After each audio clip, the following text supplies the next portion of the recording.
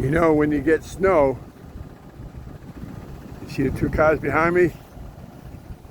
Clean them off. Don't be lazy.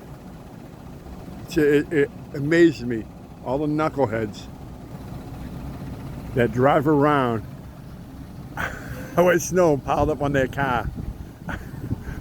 The last storm, I saw a knucklehead that virtually just had his front windshield cleaned in the driver's side window, and that was it.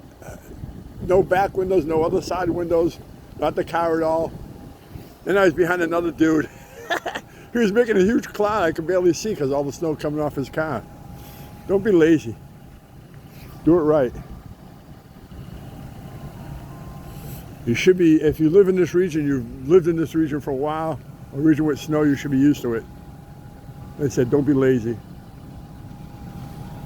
Besides, snow is good, man. This is my second favorite season. I love it, man. Skiing is a dead sport. We just go fat biking.